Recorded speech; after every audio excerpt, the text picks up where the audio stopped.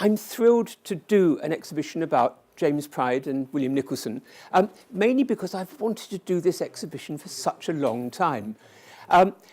It pays to have something of a long memory if you're curating exhibitions.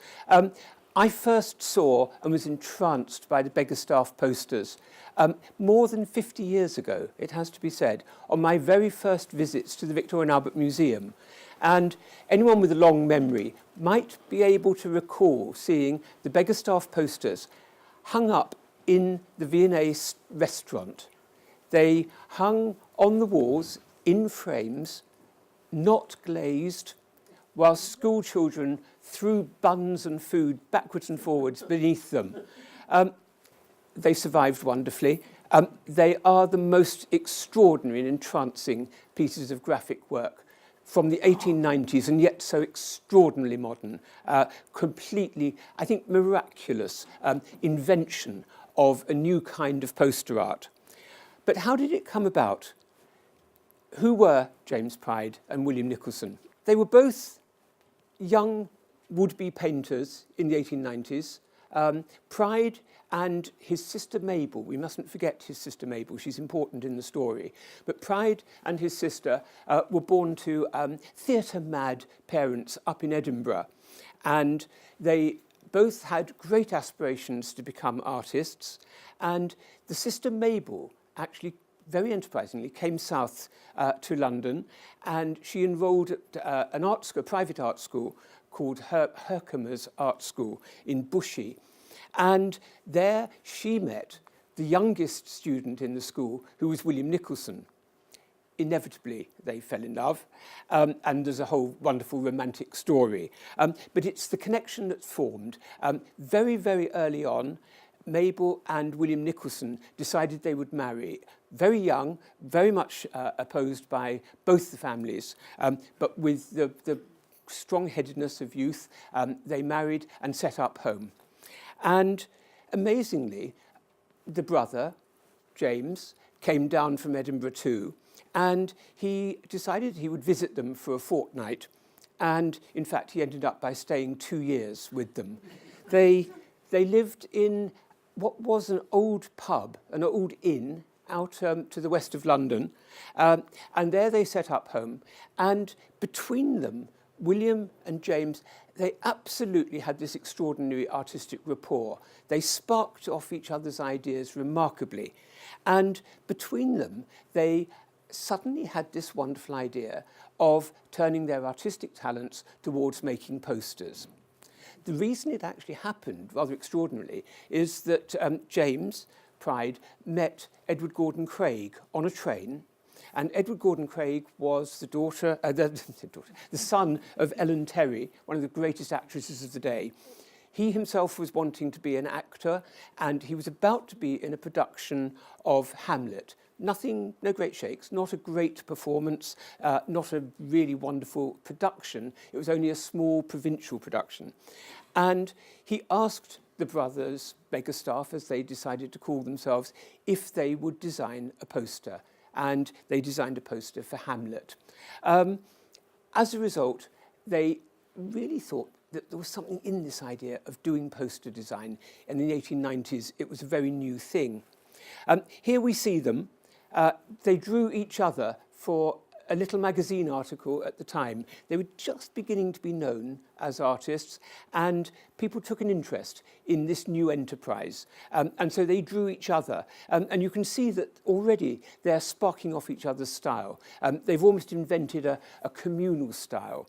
And inventing this name, the Beggarstaffs, they explained why they did it, because they didn't want to put individual names on each of the posters they designed. They thought that would be too much and too confusing.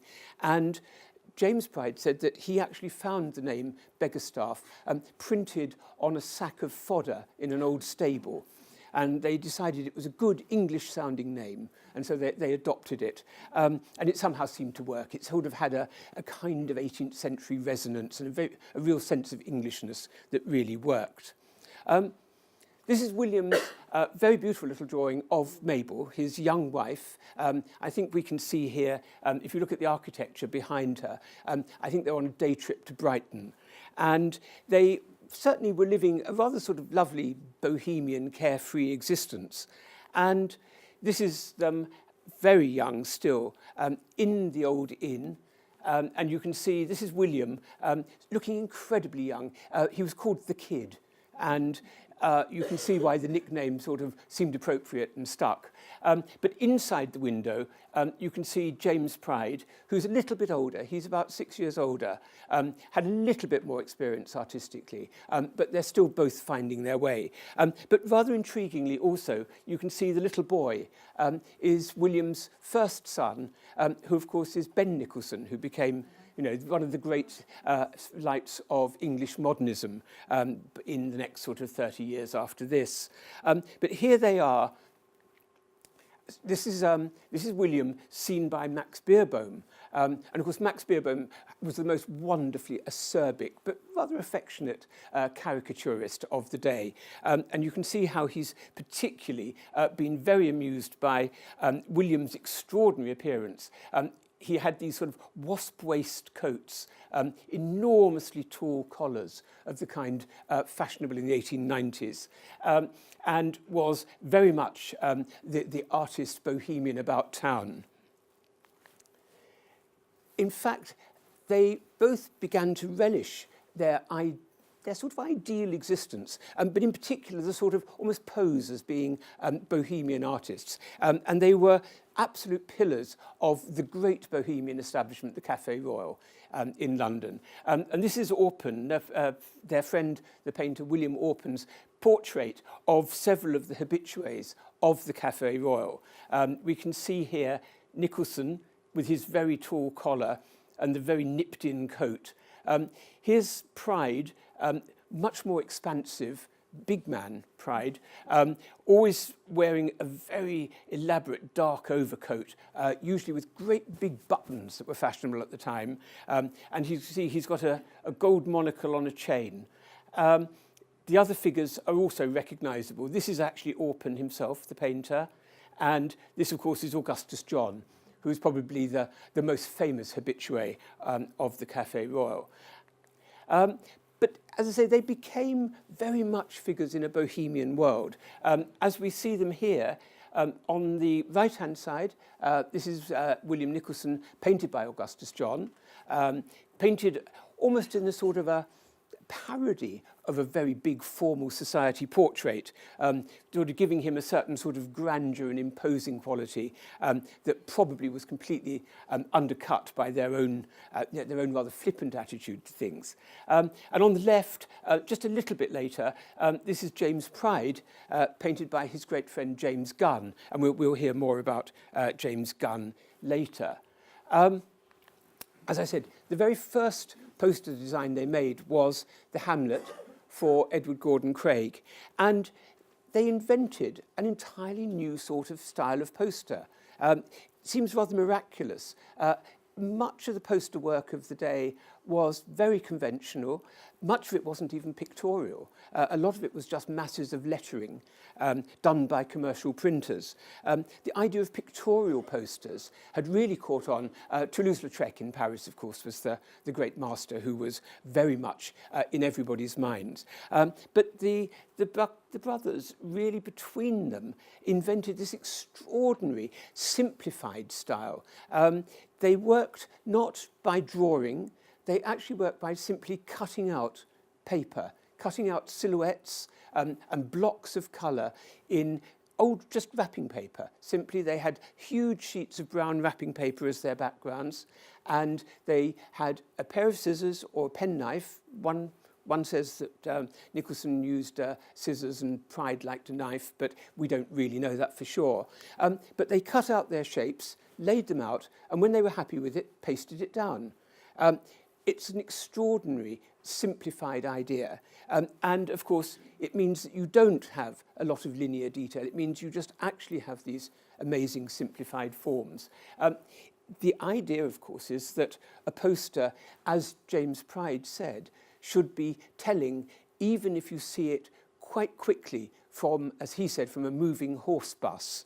And I rather like the idea that people going at the heady speed of a horse bus will have taken in these images. those of you who've been up in the exhibition already, I think will see how extraordinarily telling the poster designs are from a great distance. In particular, one of the best of them, the Don Quixote poster, we've managed to put so that it creates a vista the entire length of the gallery. Even from the very far end, you can see that absolutely telling image. Here it is. What's extraordinary is that things like the horse's head, which seems so very, very well drawn, is not even cut out of a piece of paper in the shape of a horse's head. What they've done is they've cut out the background to leave a hole the shape of a horse's head. And that needs a certain sort of graphic and mental agility, I think, which makes the effect really astounding. I rather like to think that on the left here, we've got the very first poster they did, which actually hit the hoardings. This was for a cornflour company up in Glasgow, who were obviously rather sort of astute to realise that here was something that would really gain attention for their otherwise rather prosaic product.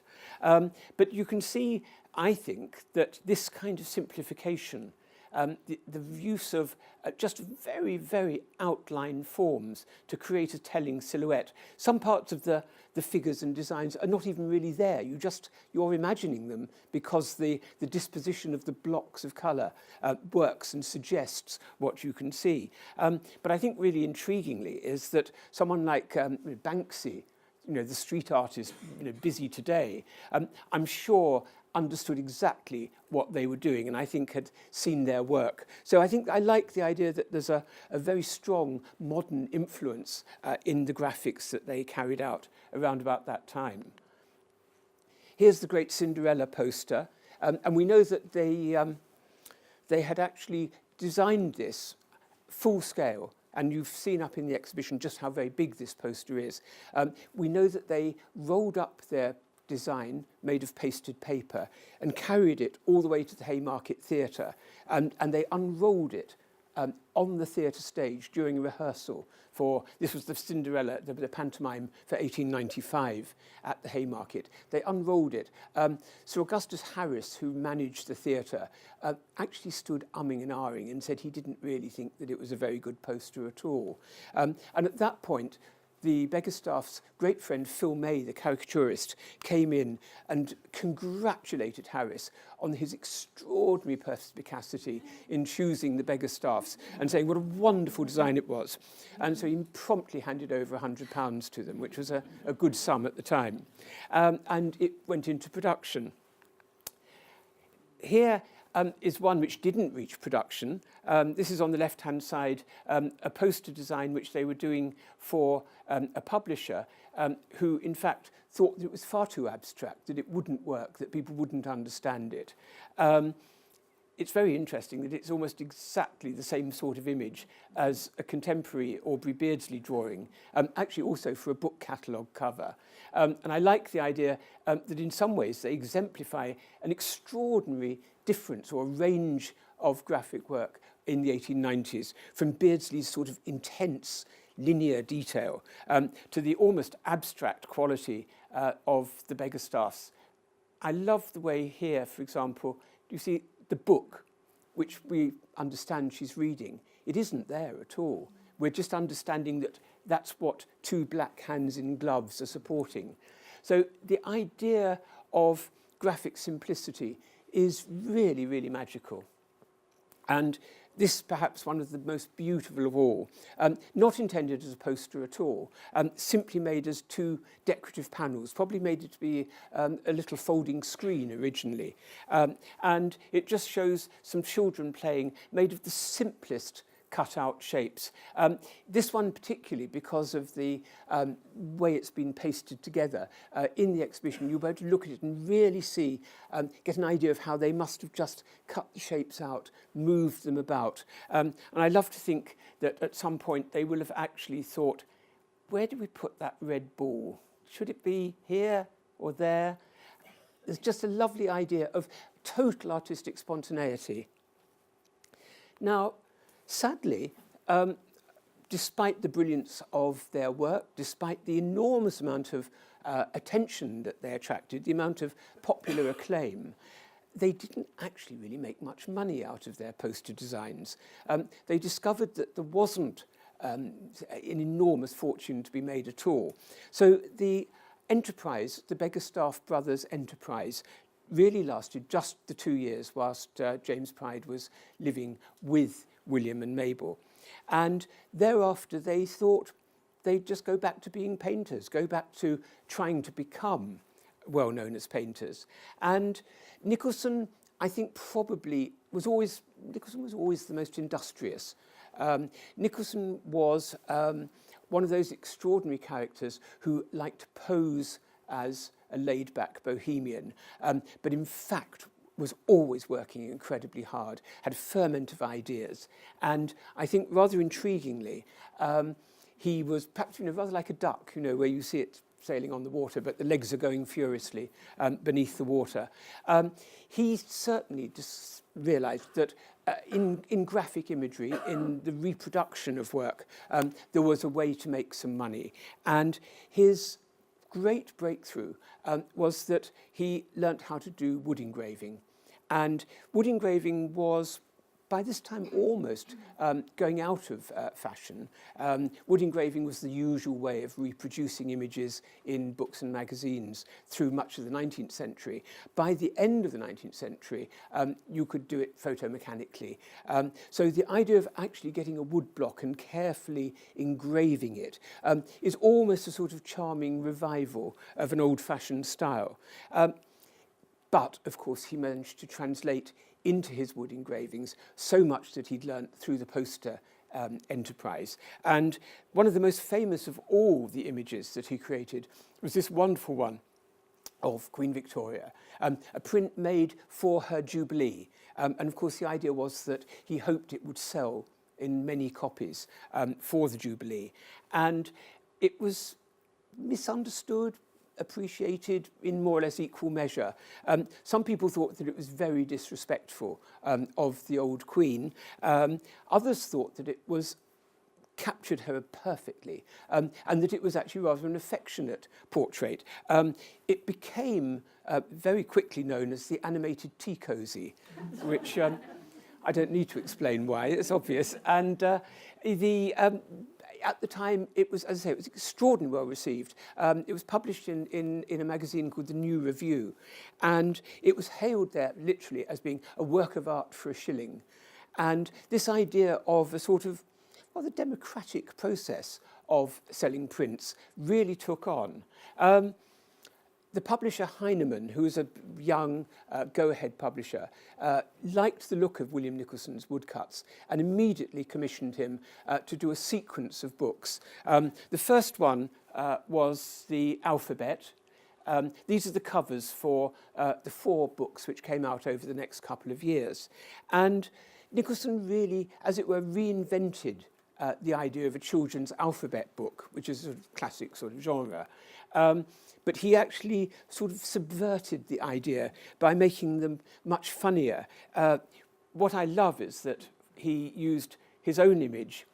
A was an artist, except that he's portrayed himself as an artist who'd sunk down to becoming a pavement artist, which is rather fun. And his portrait of Pryde here as a beggar.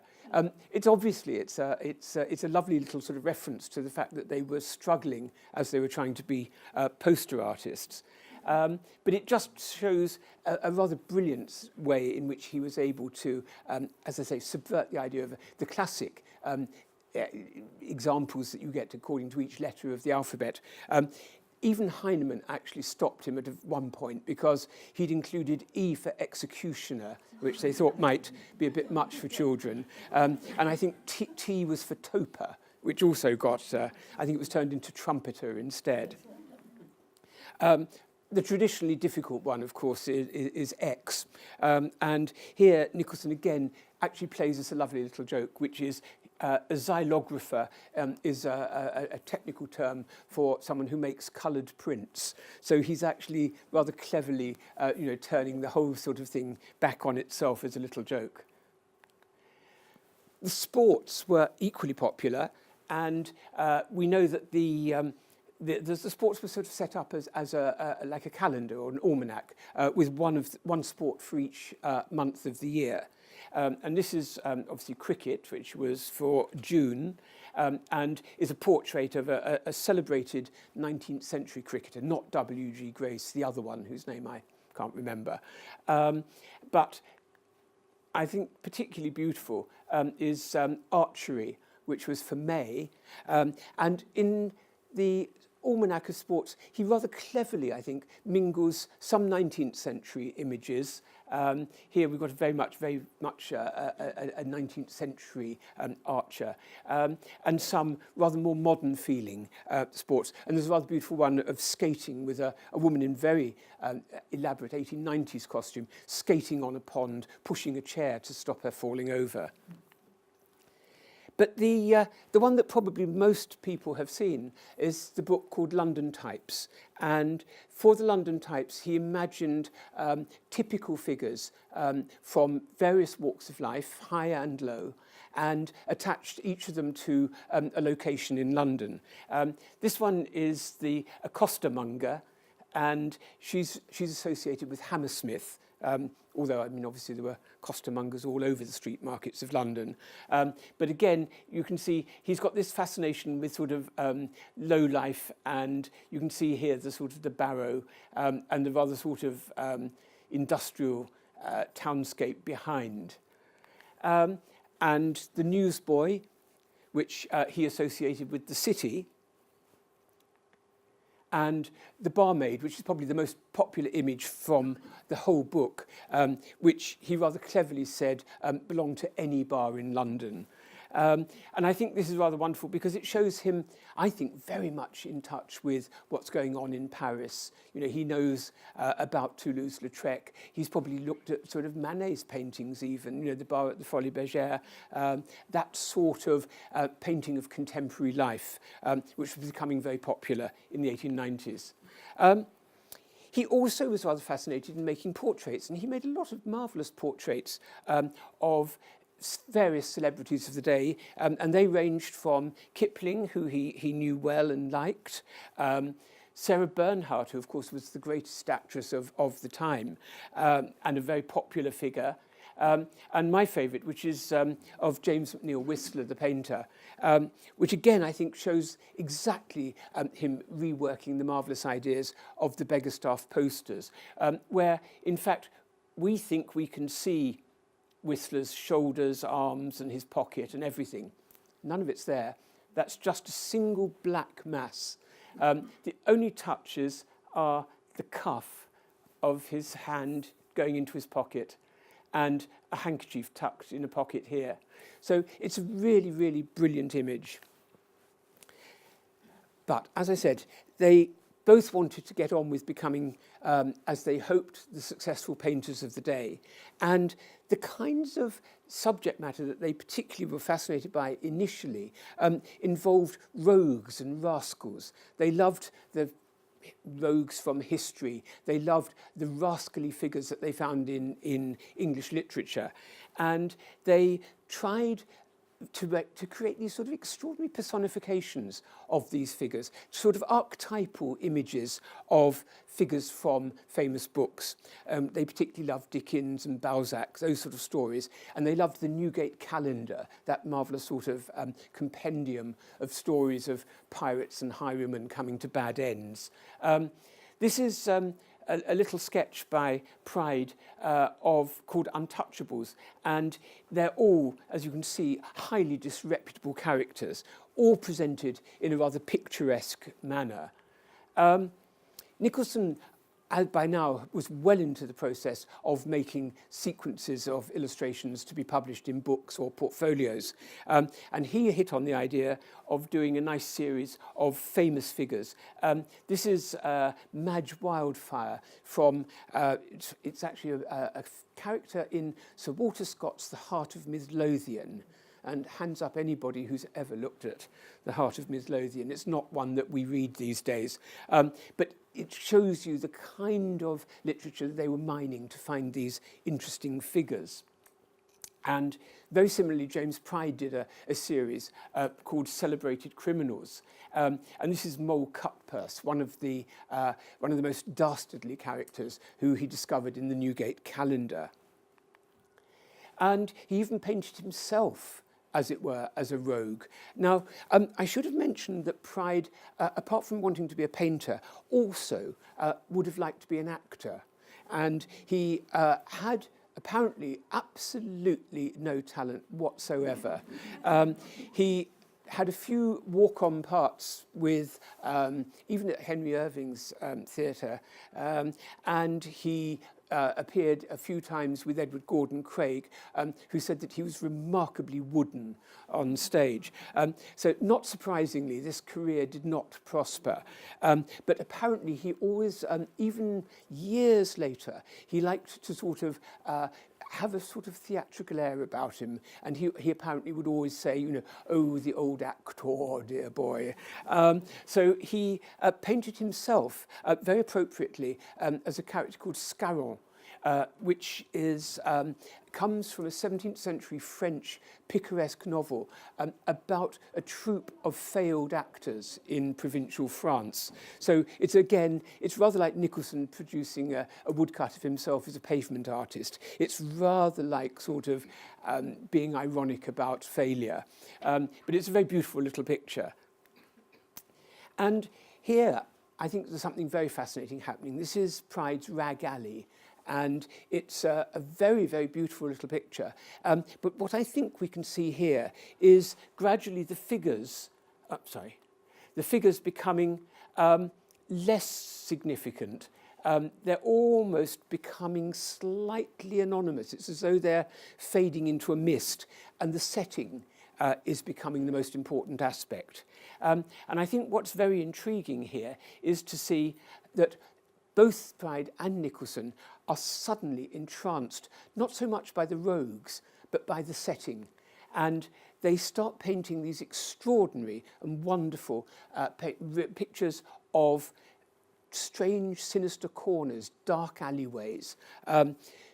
Nicholson had been to Dieppe quite often and painted two wonderful scenes in the back streets in the poor quarter of Dieppe.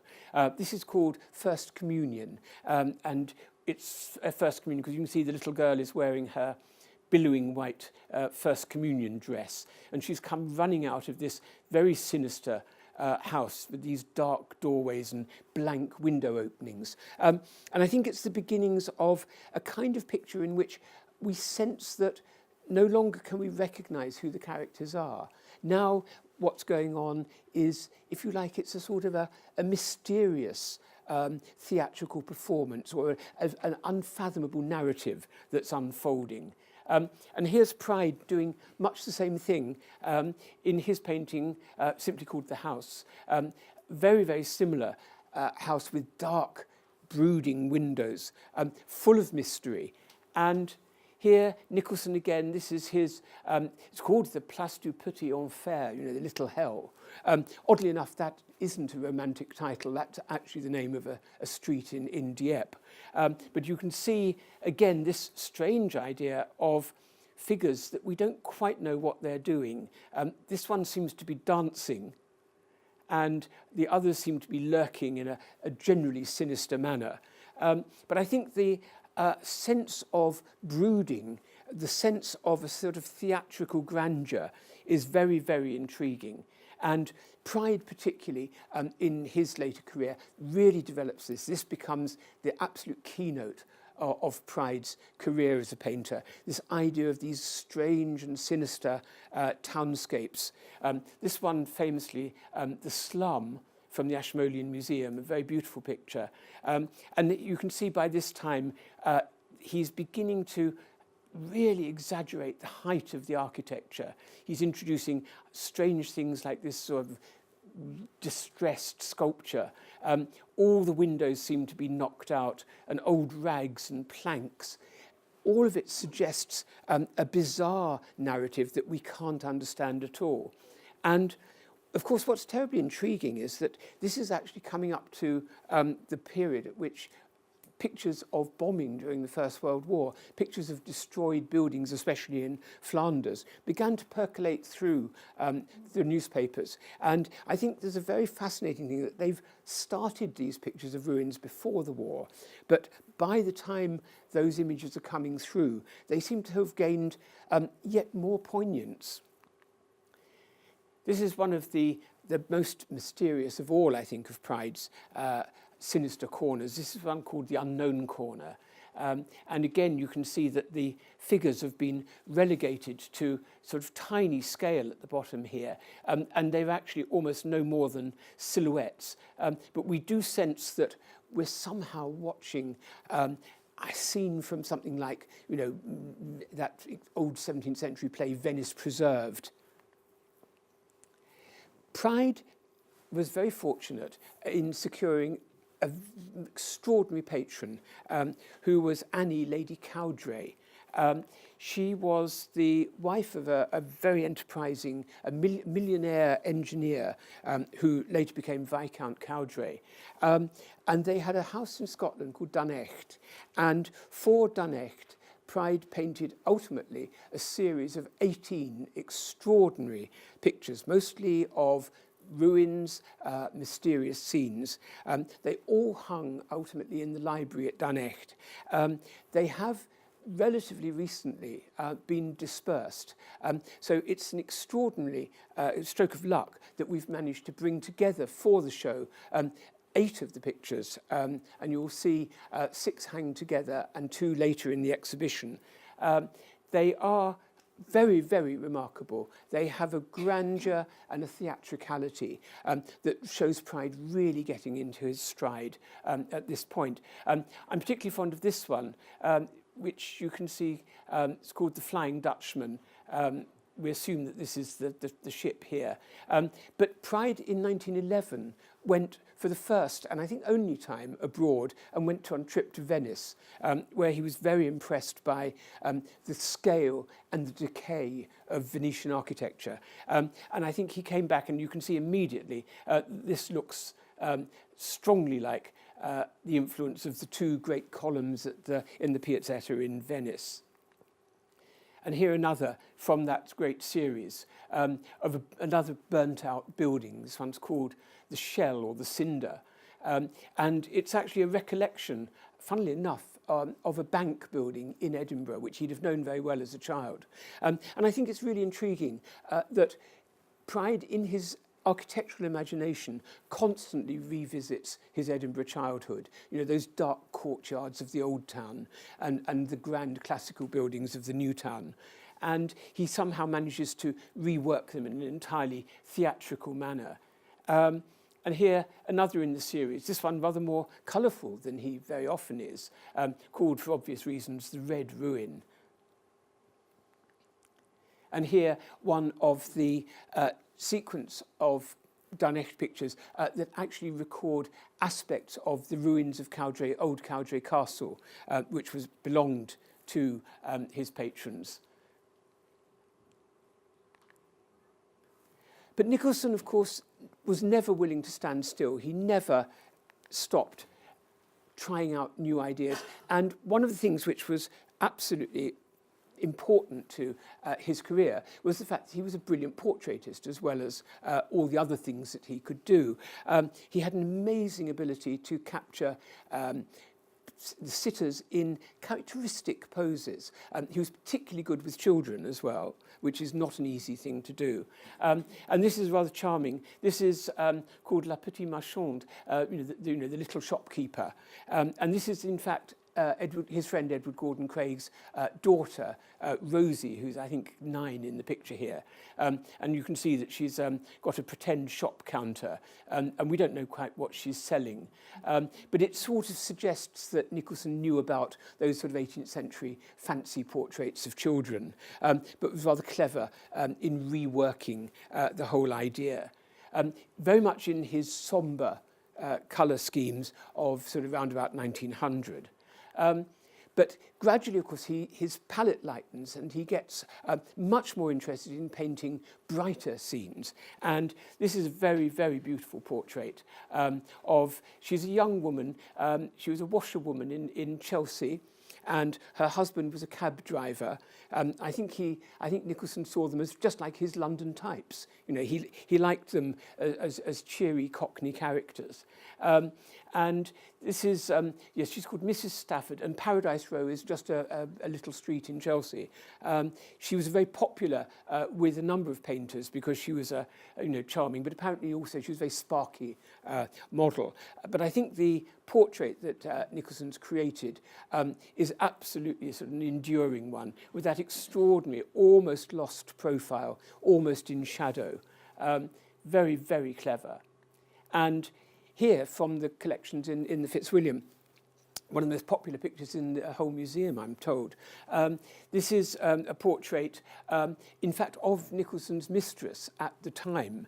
And I think it's very intriguing because we can see that he's actually picked up on little details like the fact that her glove is split.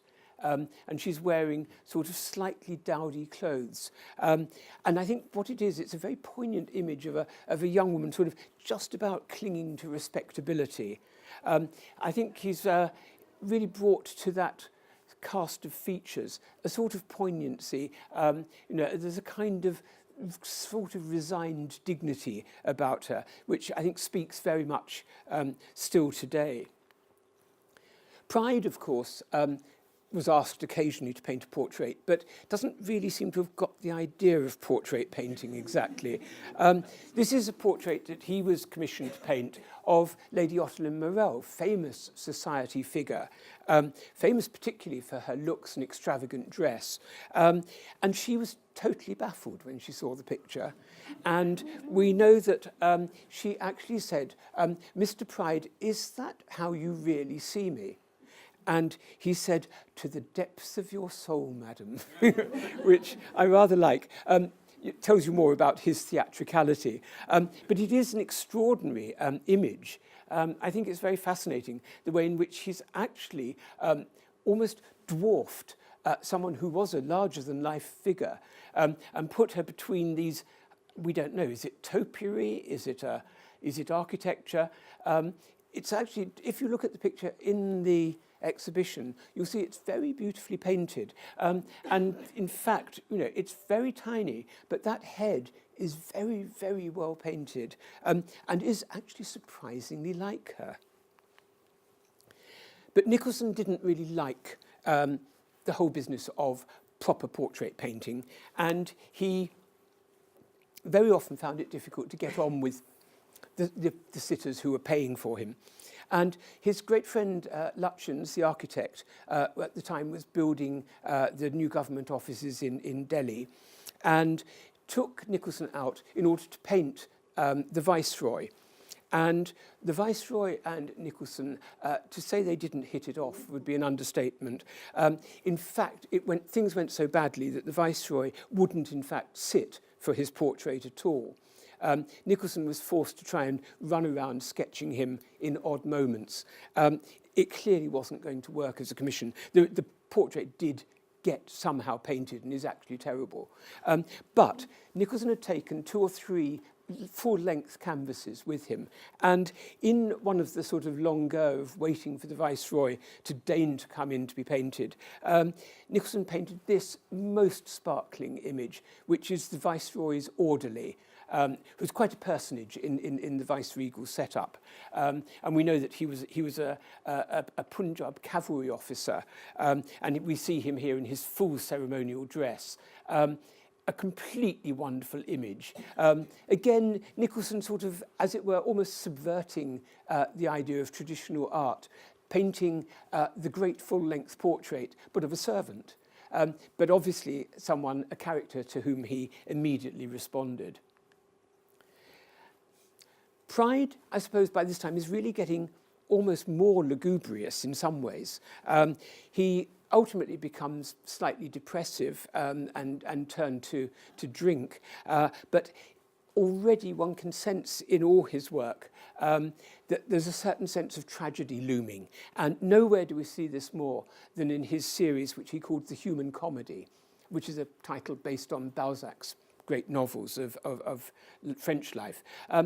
He exhibited this first image, announcing that it would be number one in a series of 12 paintings depicting the course of human life, each exemplified by a scene in a bedroom in which a great bed takes centre stage. And here I think this one's called The Doctor, and I think we have to think here that there's been a birth. So this is actually the beginnings of the series. But as the story unfolds from canvas to canvas, I should actually say, of course, how he invented the idea of doing these. He said that the inspiration for his beds came from seeing Mary Queen of Scots' bedchamber at Holyrood Castle up in Edinburgh. And this is how it looked at the time that Pryde was a child and would have seen it. And it did indeed have this great, in fact, 17th century bed, not a Tudor bed at all. And it's the clear inspiration for a whole sequence in which the bed becomes ever larger, ever more looming, but also ever more dilapidated. This is the picture acquired relatively recently by the Fitzwilliam called The Deathbed, in which, as it were, things begin to unravel and the story begins to go to the bad. You can see that the bed has got taller and taller, and now we have odd figures again enacting what sort of scene we don't know, but clearly something dreadful has happened, and we've got this figure in despair at the foot of the bed. I think we have to assume that someone has just died, but is it the young woman's husband? We don't know. Pryde was never forthcoming. He never explained. He didn't like to, I think, give away the mysteries of what he was doing. This one is perhaps one of the most attractive of the series because of the bright colour of the red bed. And it seems as though here things are still looking relatively prosperous.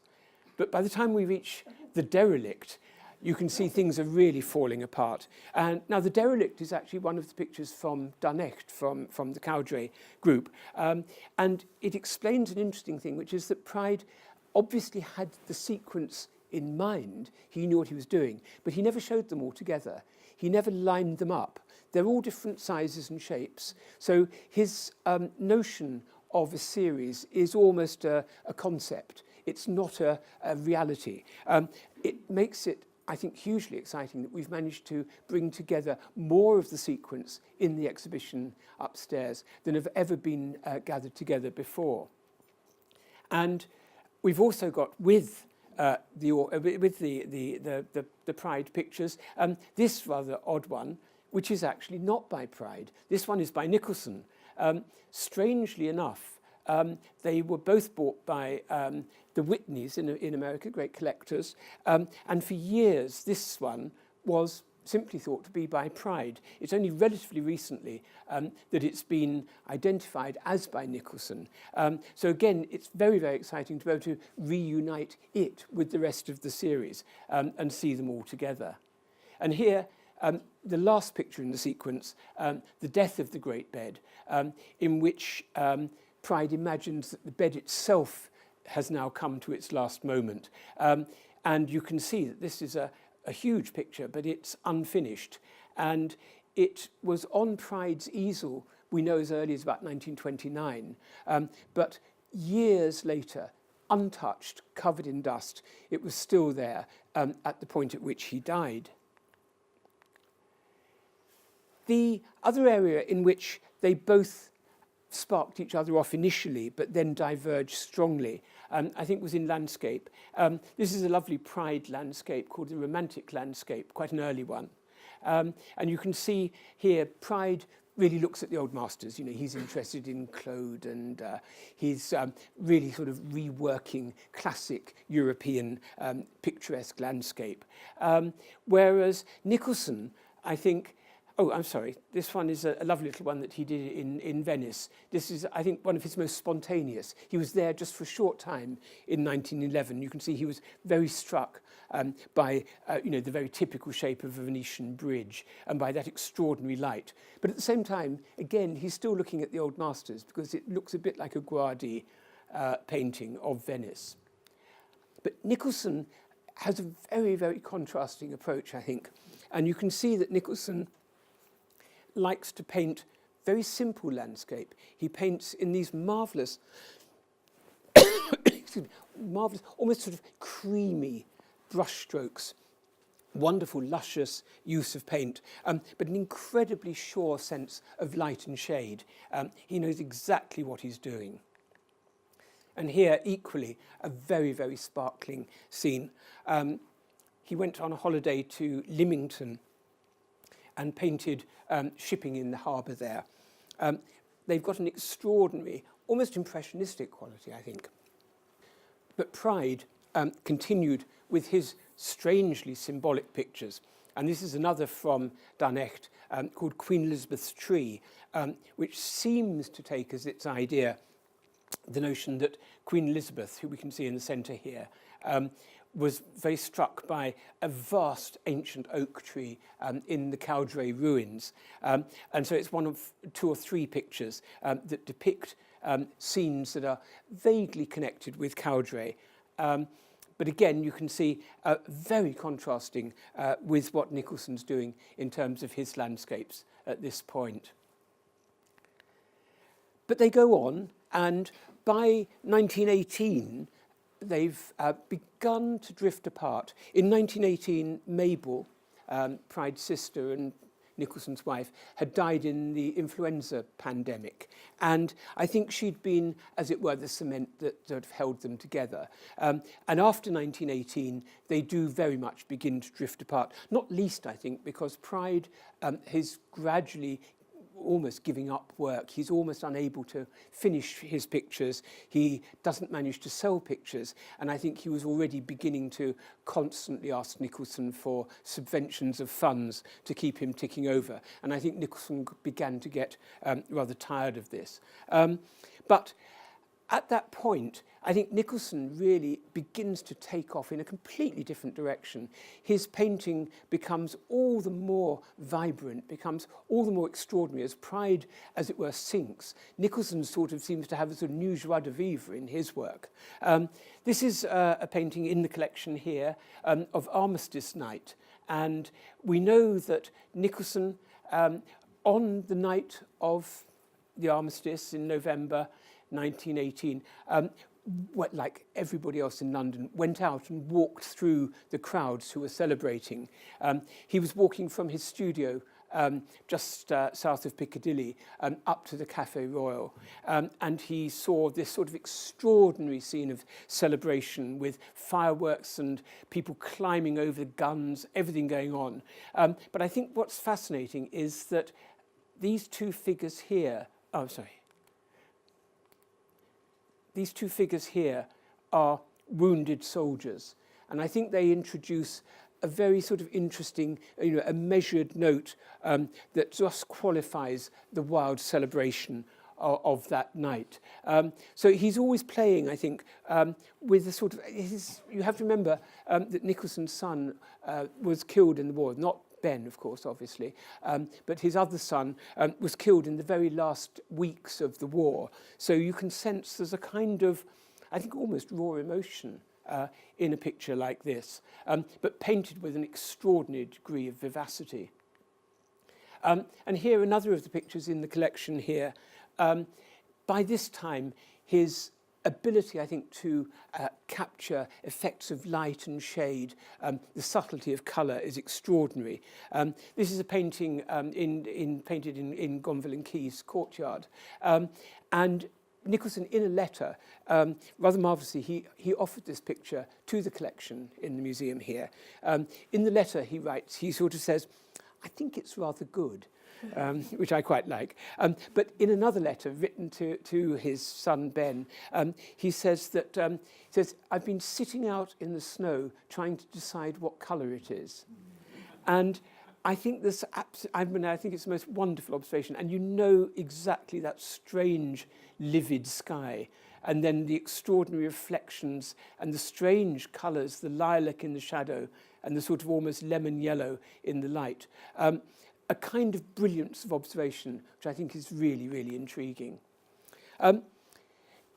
Pryde occasionally picks up his paintbrushes, but only occasionally. And in the 1920s, 1924, the National Gallery was given a funny little 17th century architectural capriccio by an artist who was then identified, who was then called Monsieur Desiderio.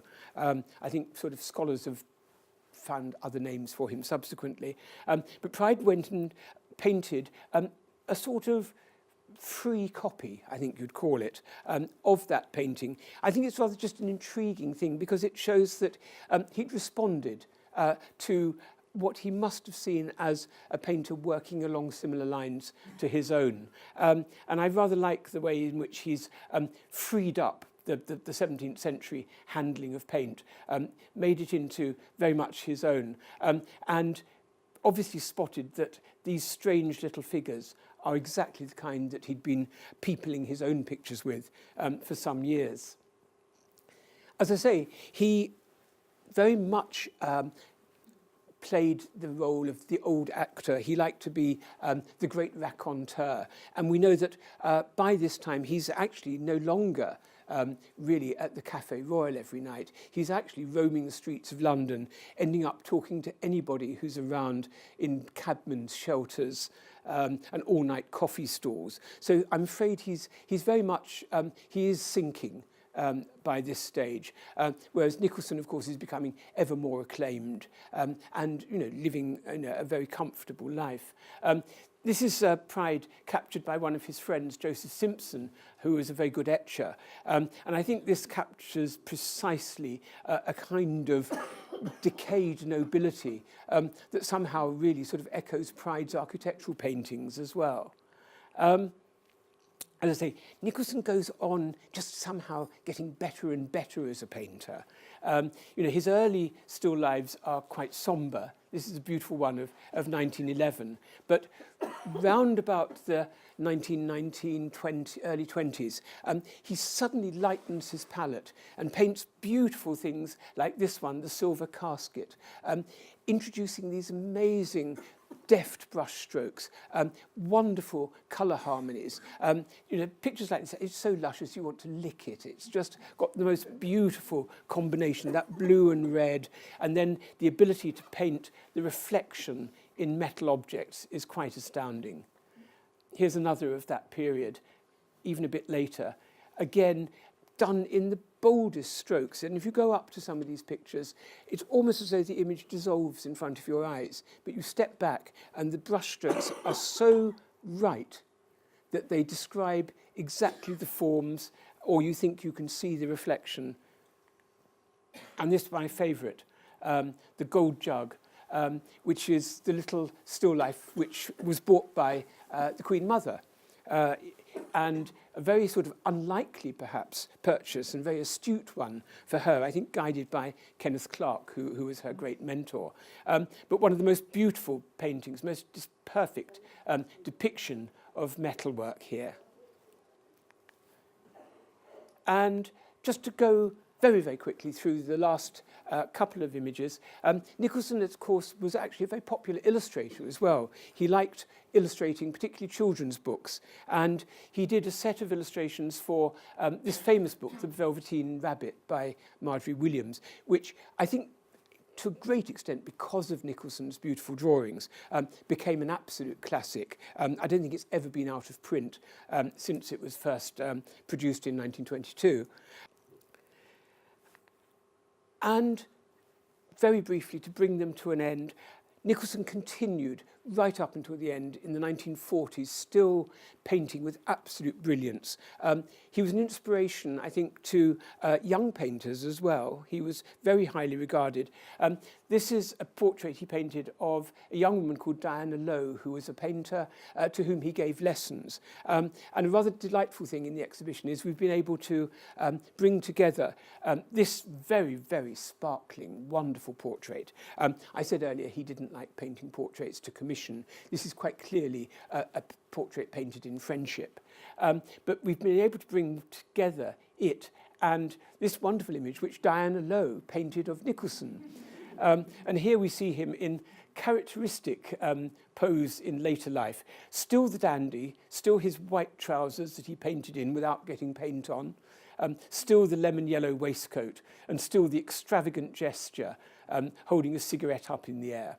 And just one lovely little touch here, a top hat full of paintbrushes.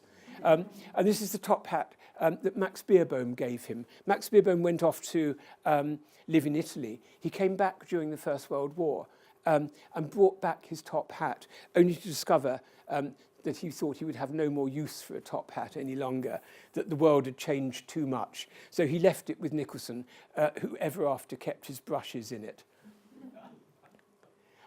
There he is in the late 1930s, still immaculately dressed, always still hard at work.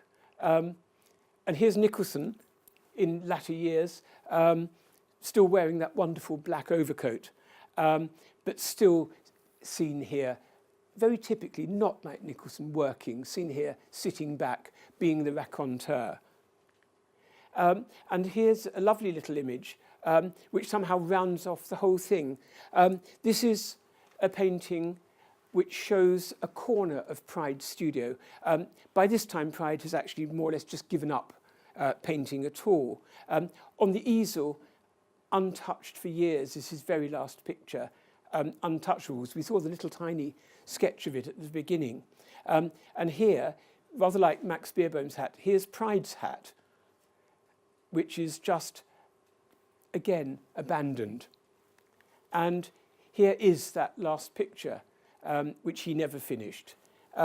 He died in a nursing home in 1941, as they famously said, completely unaware of the fact that the Luftwaffe was making London look like his own architectural pictures. And I think just to finally have one lasting image of the two of them, this is another caricature by Max Beerbohm. And it's a series he did of old and young selves meeting each other. And here is Nicholson old, and here's Pryde old. And they're saying, who were that? Who was those? And this is their young selves as a sort of conjoined figure, the Beggarstaffs. Thank you.